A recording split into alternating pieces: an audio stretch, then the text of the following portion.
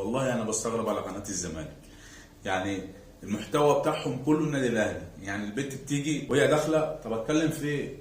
احنا ورانا غير الاهلي؟ خش وروح رامينها قدام الكاميرا، تجيب اي حوار عن النادي الاهلي وتفضل تهري فيه. فبتهري فيه النهارده عشان ما نطولش كتير. يلا بينا نشوف. بس قبل ما نشوف، لايكك الرايق وصل علينا في الكومنتات وشير كتير عشان صوتنا يوصل لاكبر عدد ممكن. اللعب في الزمالك نعمه كبيره قوي للي يقدرها.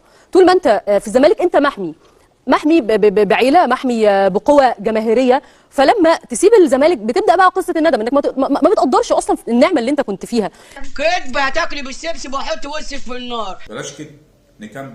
يعني مثلا حرفيا انا بشوف ان الكلام ده بينطبق على احد اللاعبين اللي خلينا نقول ما صانش العشره، ما قدرش نعمه الزمالك اصلا. فحاليا بيخرج بقى كباتن الفرقه اللي اصلا بيلعب فيها بالجماهير برموزه بكل الناس يعني بتطالب برحيله. فكر كده، حط نفسك مكانك، انت كنت فين وبقيت فين حاليا؟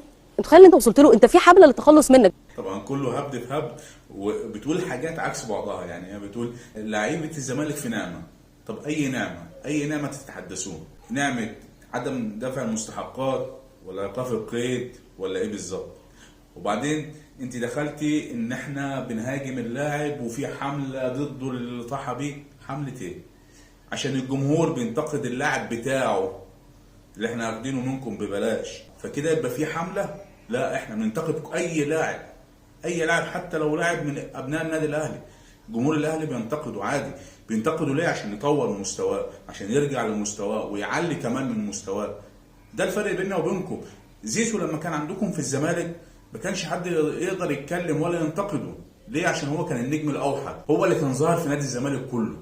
فلما جه الاهلي، لا، النادي الاهلي مفيش لاعب كبير على الانتقاد. لما انتوا عندكم مفيش الكلام ده، انتوا بتطبطبوا على اي لاعب، وامثله كتير جدا. يعني فانت لو شايفه ان النعمه بتاعت الطبطبه بتاعتكم ان هو ما تقدروش تتكلموا مع لاعب اصلا عشان عينكم مكسوره بسبب المستحقات اللي متاخره عليكم، فده عيب اصلا في جمهوركم وعيب في ناديكم ان انتوا ما تقدروش تتكلموا ولا تنتقدوا لاعب. احنا عندنا في النادي الاهلي مفيش لاعب اعلى من الانتقاد.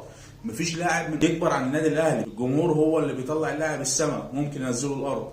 مفيش حمله ومفيش الكلام الفاضي اللي انت بتقوليه دوت، اللي انتوا اصلا بتنتقدي نفسك، بتنتقدي جمهورك، وبتنتقدي اداره ناديكي. انتوا بتطبطبوا معلش عشان خاطرنا وبتاع والكلام ده.